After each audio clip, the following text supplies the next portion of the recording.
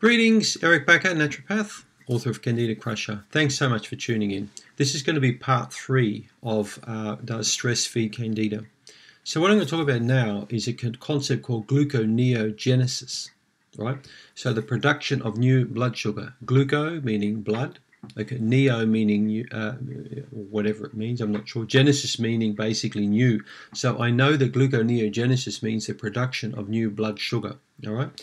So what happens is when your energy drops and you're feeling tired, the brain starts telling the hypothalamus, to stimulate the pituitary, to get onto the adrenals to produce more amounts of cortisol. Because what cortisol does in the presence of low blood sugar is to stimulate the release of fatty acids, which these fatty acids get converted into eventually in a long convoluted process into blood sugar. So stress, we know that high stress, particularly in the alarm phase, initiates a production of increased blood sugar.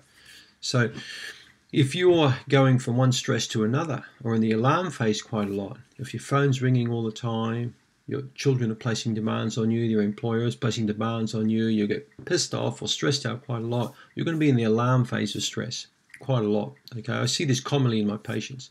So these sort of people have too much blood sugar elevated. Unfortunately, with high blood sugar, we also get insulin elevated.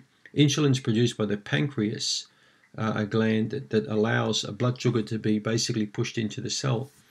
So in the initiating phases, when people have too much stress, they get too much blood sugar, too much insulin. Now, guess what too much blood sugar means for Candida? It means if you've got systemic Candida, it can really help the Candida to grow. It can really promote Candida. We've had emails before about people asking us if ketosis induces Candida. Ketosis being a condition when the body is in a very low, extremely low carbohydrate state, when the body produces energy from stored fatty acids produced by the liver. But in this case, the fatty acids are not produced because of starvation. They're produced because of low cortisol. Okay, so low cortisol or low cortisol state. When the patient has an issue there and blood sugar is produced in abundance there, okay, so high cortisol, we can get a problem with Candida. And I often see the patients who get the most severe Candida aggravations are the ones often who get the most anxiety and stress. Vaginal infections or jock itch, toenail fungus recurrence, systemic infections, Tinea crudis, Tinea vulgaris, all kinds of microsporum, various kind of fungal reactions we see in patients are often as a result of high cortisol levels and continual production of too much blood sugar.